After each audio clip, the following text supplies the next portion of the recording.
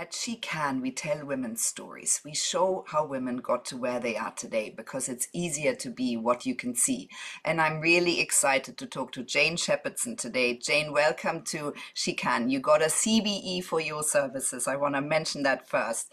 You're the chair of My Wardrobe HQ, the UK's top luxury fashion rental. You're a sustainable fashion industry expert. You're the director of the London Fashion Fund, where you invest in fashion tech businesses with environmental and social responsibility. You're a trustee of the SmartWorks charity, and you really are a retail industry expert. You're the ex-CEO of Whistles. Tell us a little bit more about yourself, your journey, and where you're at now. Okay. Well, it's quite straightforward, really. Actually, prior to Whistles, I was at Topshop for a very long time, and I ended up running Topshop for 10 years from 1997 to 2007. But prior to that, I kind of grew up in the business. I didn't get particularly good results at college. I wasn't very academic, much to my parents' disgust, I guess, because they were both academics. But I really knew that I wanted to join the fashion industry because it seemed to me to be so exciting, and I loved fashion, but I knew I couldn't be a designer.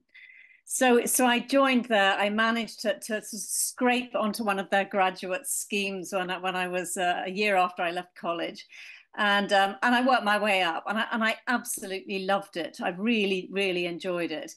Um, and when I got to when I got to a position of authority, it was all about trying to give the customer, to exceed her expectations all the time, to give her the most beautiful, most well designed, most perfect pieces that we could possibly create, for the best price, but also whilst trying in some way to sort of make sure that there was some kind of social justice within the supply chain, which at that time was very difficult, and particularly with a business the size of Topshop. I was actually working for a dreadful man, a man called Philip Green, who was a dreadful sort of bullying alpha male, who fortunately has left the scene since. And it got to the stage really where it was just too exhausting, and really sort of too much negative energy working for someone so dreadful. So I left. I moved to Whistles, a smaller business. We felt it would be easier to do the same thing, but also to try to move the whole business in a direction that was socially more fair, and also to try to sort of right some of the wrongs that we knew that we were doing inadvertently, to be fair, at Topshop.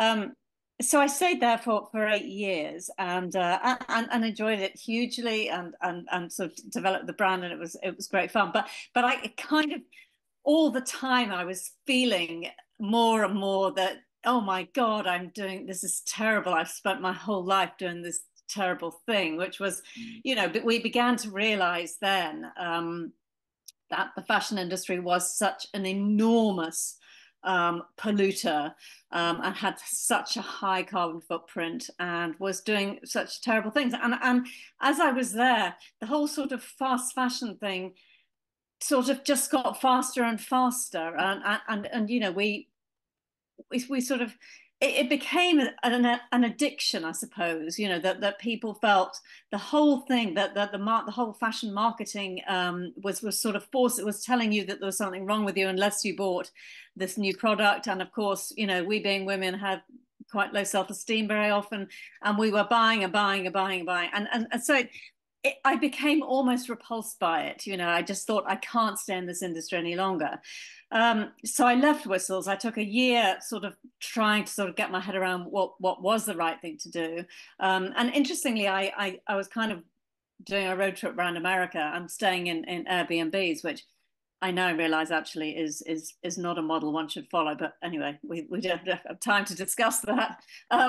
But I sort of thought, well, if people are prepared to sleep in someone else's bed, Mm. then why aren't they prepared to borrow their clothes? And I kind of thought, well, this isn't the answer, but it's perhaps a plank in the bridge to get where we need to get to.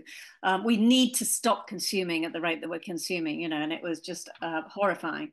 It sounds terribly hypocritical. I know that, having spent years and really enjoyed doing it for so long, but maybe kind of that's what you need to sort of force you into doing something different. I don't know.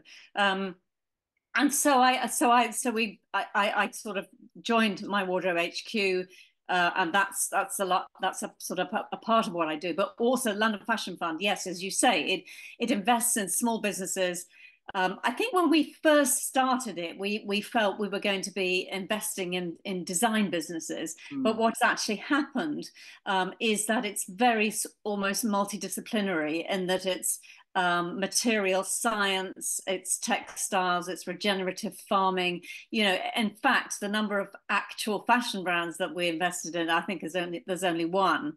But it is all of these sort of little different things that are happening, which are incredibly exciting, that are once they're at scale, will help us to try and solve some of the problems that we have within the industry. And SmartWorks is kind of it uses fashion as a force for good. We help women who have been unemployed for a long time to get back into work, really through just providing them with an outfit that makes them feel terribly confident, and able to sort of see themselves in a different way. So I'm trying to sort of use all of the experience I have to sort of move the dial back a bit, and try and use fashion, and make it work somehow for people. So that's what I'm doing Jane, now. which is hugely inspiring. And if I look at your journey from sort of being in the position, and also it was different times, we weren't aware, but Very. you went from sort of feeding the monster to really trying to use your experience for good, and make the fashion world a force for good. I'm wondering, where do you see the fashion industry going? What is the future of the fashion industry? Oh, it's something I think about all the time, and I get asked all the time. It's so difficult to tell, because if you'd asked me 5 years ago, I mean, it's changed so much in the last 5 years. I mean, there's this sort of generation who have grown up, who are very aware of the sort of the problems of the fashion industry, Mm. and who shop secondhand and vintage and what have you, and are terribly sort of responsible and caring. However, there are also these incredible behemoths such as Shein and Temu, who are quite literally churning out something like, I think it's 20,000 new lines a day. Yeah, it's crazy. Of clothes that are not made to last. They're made of polyester, so they're basically made of oil, Yeah. and will be worn perhaps once, maybe not at all, and will end up in landfill, usually in Ghana. And I mean, there is legislation that is being brought in now to stop people from doing that, and to think more about the waste. But it's almost like we're desperately trying to sort of catch up while still doing terrible things. So where do I see it? It's a hard one. It's kind of polarizing, like everything seems to be polarizing at the moment. You've got these absolutely dreadful organizations on the one hand, and yet on the other hand, you have got quite a lot of people who are trying to work out ways of selling sort of all of the dead stock that's there, all a sort of curated secondhand and vintage stock within small communities, who are bringing communities together, who are sort of creating small marketplaces, which is also exciting. So there's sort of these two sort of forces. And equally, and then there's Instagram, which is sort of constantly, but again, bombarding us with more and more and more and more. So I think it's very hard to say. I think the legislation's coming. Governments are beginning to realize that there is an issue. Where it will happen, I think, like everything else, as I said, it's becoming polarized. It will continue to become more and more polarized, and then who knows? Yeah, yeah, It's a hard one to answer. yeah, it's a very fair fair feedback on that point, and I think everyone that's sort of, the fashion industry was such a beautiful, sparkly world, and I think it is coming. We're landing on our feet slowly but surely, realizing that things have to change, and there are some people who are still going the old way, and some people who really put it on its head and turn it around and make it something that is more sustainable. Um, Totally. Jane, what would you say are your top qualities? You've been in this industry for so long. What are the qualities that really serve you to this day? Gosh, that's a hard question to answer. I think I'm quite confident, and I think that sadly confidence is something that people look at and think, well, she's confident, so she must know what she's doing. So I think that's a huge help. I think if you don't have confidence, then faking it is a very, very good idea, because quite often people don't see through it. And there have been many times in my life when I've felt anything but confident, but have faked it well enough to sort of to bring people with me. But I think with confidence comes the fact that you're not threatened by other people's brilliance, and I think that's really important. So I think it's so important to go out there, and if you're building a team, is to find the most brilliant people who are so much better than you are at all of the things that you're not very good at.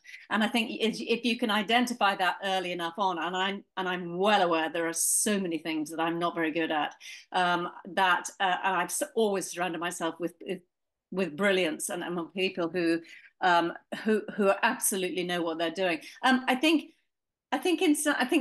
certainly in the creative industries you have to be relatively instinctive.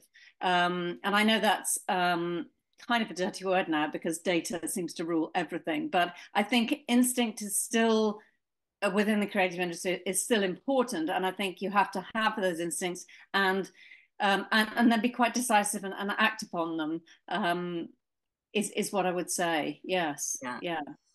Jane, so give us some top tips for girls or women who are starting something in the fashion tech industry.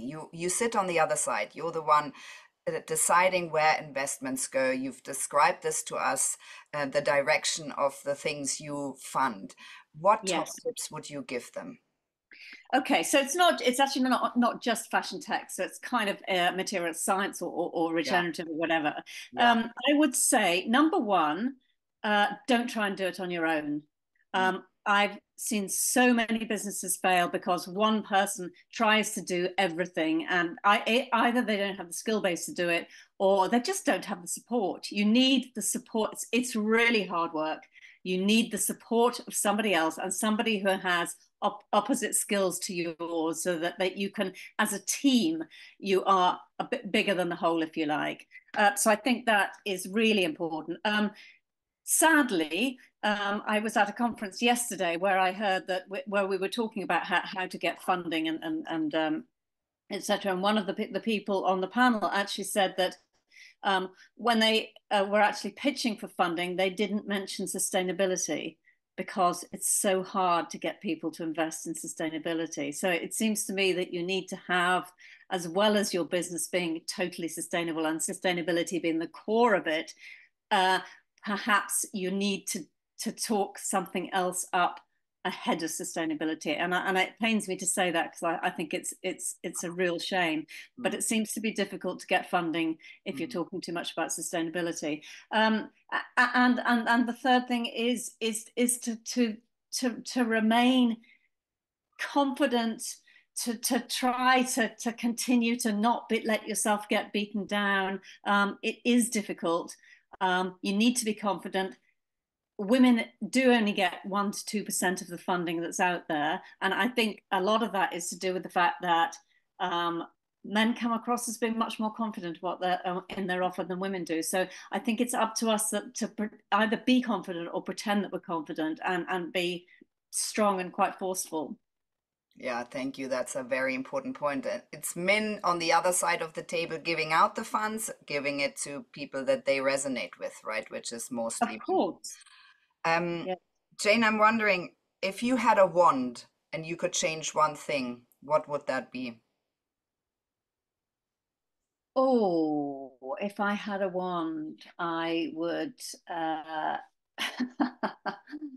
um I think if I had a wand, I would get rid of everyone's addiction. And I do think it's an addiction to fast fashion and consumption. Consumption. I think consumption in general, overconsumption, I would just say, in the same way that we sort of wean ourselves off cigarette addiction or alcohol addiction, it's the same thing. I would say, okay, it's gone. What are you going to do now? What are you going to do with your life? You're not going to buy stuff all the time. You're going to do something totally different and you're going to love it. Yeah, amazing. Jane, so what do you think was your hardest decision you ever made? I mean, every one of us in our personal lives and our business lives, we have ups and downs. How did you navigate your challenges? How do you celebrate your successes? And what was the hardest decision you ever had to take? Um, I think the hardest decision was leaving Topshop because I'd been there for 20 years. It was my family. I loved everyone who worked Mm. with me. We were very successful and it was really good fun and we was kind of at the top of our game. But I absolutely just could not stand working for someone whose values were so different Yeah. to my own. I just couldn't, I would wake up every morning feeling depressed, thinking, I Mm. can't do this. I cannot do this any longer. Mm. Um, I think I'm actually very good at compartmentalizing things, keeping them sort of to one side, not dwelling on things for too long, just thinking, right, that's happened, and now I have to move on. There's no point in doing that any longer. And I think probably being open to new experiences and being curious and wanting to talk to other people all the time about what's happening, what's going on, because I really find that quite exciting. I think that's what probably keeps me going and keeps me interested. I mean, otherwise you could get terribly depressed about the state of the world that we live in at the moment. So I think that's kind of what keeps me going is that sort of curiosity and thinking, okay, there's something interesting happening here and I need to find out about it. Your curiosity and your purpose within that, right? That's Yes, really yes, something that's when we are action focused, we know that we can make a difference, even if it's not going to sort the whole problem. exactly. You have to feel that, I think. Yeah, I agree. Jane, so what are your plans, your goals? Are there dreams that you still want to live? How are your next years looking? Well, I guess I'm going to continue what I'm doing, and I hope to find a lot more businesses that we can scale up and that will find better funding. But I love traveling as well. I like just going out and exploring places, and I've just come back from a road trip traveling around Spain and Portugal. I just love to drive places to see different things, to go hiking, to just I think the world is such a beautiful place. I want to see more of it. I always want to see more of it. Jane, thank you so much. Thank you so much for your very inspiring story, for really showing us that you can stick to your guns, that you can be who you are, to and be successful with it in the long run and have such a long career in an industry that's really changing, and you can be part of solutions. Thank you very much for asking. I've really enjoyed it.